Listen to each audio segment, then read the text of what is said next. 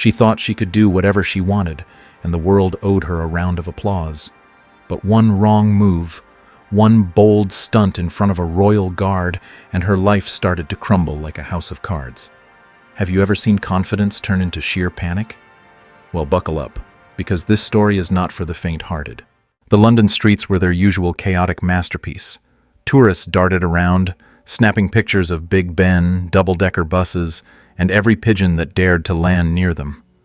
Street performers juggled flaming torches, kids begged their parents for overpriced ice cream, and somewhere in the middle of it all stood the iconic royal guards. Unmoving, unbothered, untouchable. Well, almost untouchable. Enter Karen. Karen was the type of person who could turn a peaceful day at the park into a 5-alarm drama. She had that energy, loud, entitled, and utterly convinced that the world was her stage. Dressed in a vibrant designer outfit that seemed specifically chosen to clash with everything around her, she walked with a swagger that screamed, "I own this place." At 37, Karen had mastered the art of being noticed, and today, the royal guards were her new target. Spotting the nearest guard, she stopped dead in her tracks, her eyes narrowing like a predator sizing up its prey. This wasn't just a sightseeing opportunity for Karen. It was a challenge, a test of wills, a chance to prove once again that she could get away with anything. The guard she zeroed in on was tall and broad-shouldered, a living embodiment of discipline. His pale skin contrasted sharply with the bright red of his uniform, and his short blonde hair peeked out from under his towering bearskin hat. He held his rifle with a grip so steady it could have been welded to his hands. His sharp blue eyes stared straight ahead, unblinking, unmoving. To everyone else, he was the epitome of composure. To Karen, he was a statue waiting to be brought to life. "Oh, come on," Karen said, her voice loud enough to cut through the chatter of the crowd.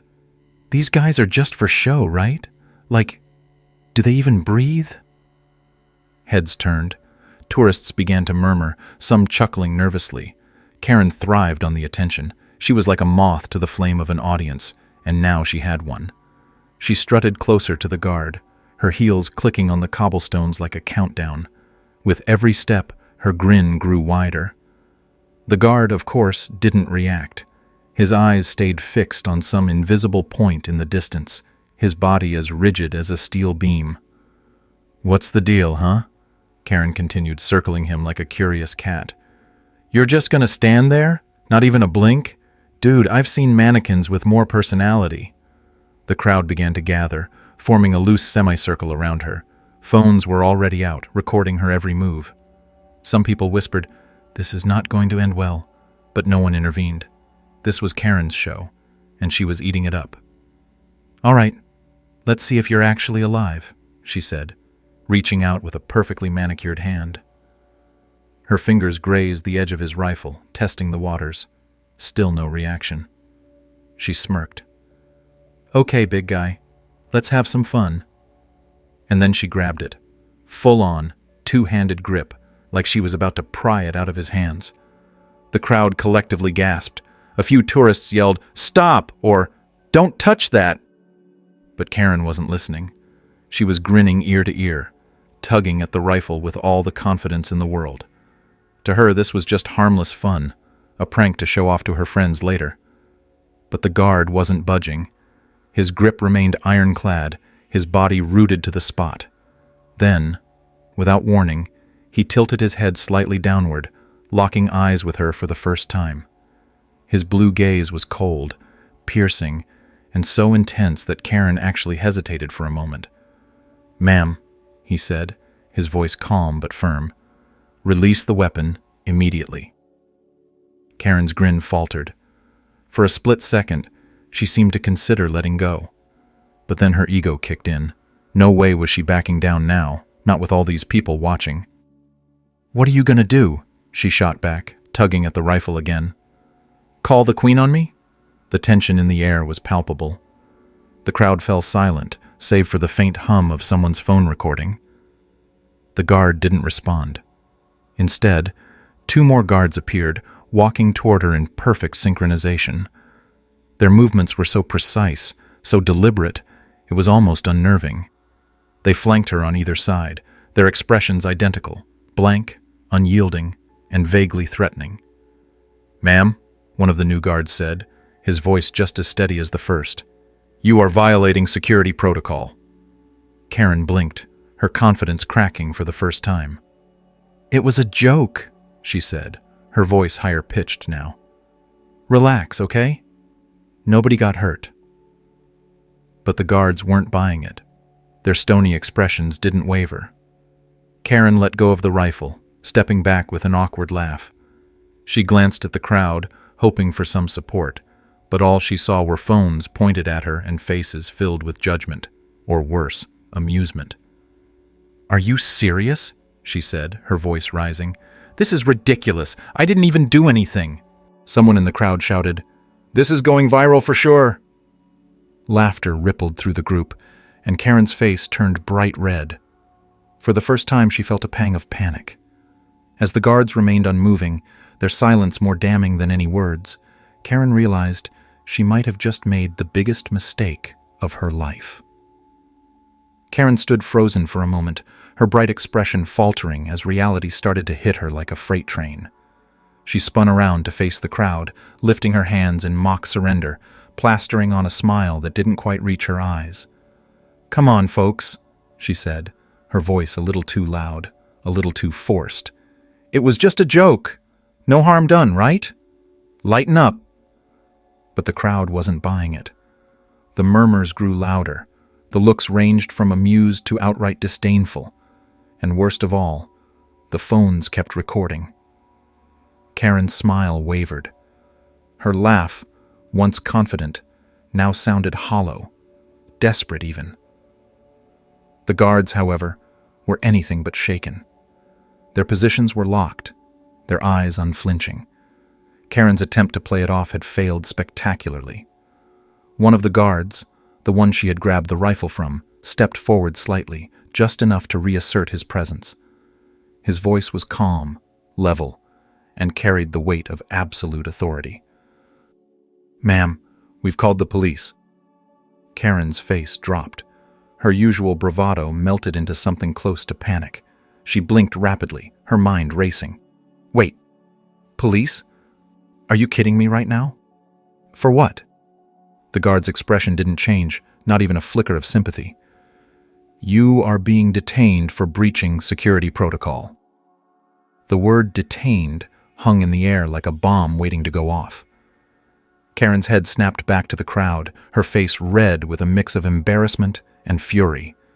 "This is insane!" she yelled, throwing her hands up. "I barely touched the stupid gun. It's not like I hurt anyone. You people are so dramatic."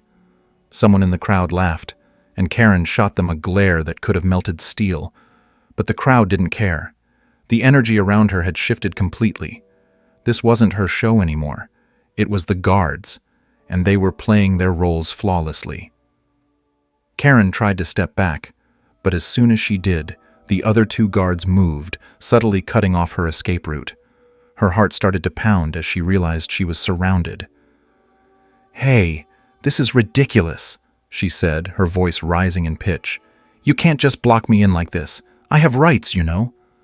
The guard to her right, his face just as unyielding as the first, responded in the same calm, measured tone. "This is considered an assault on a member of the Royal Guard. Your actions have consequences." Karen's jaw dropped.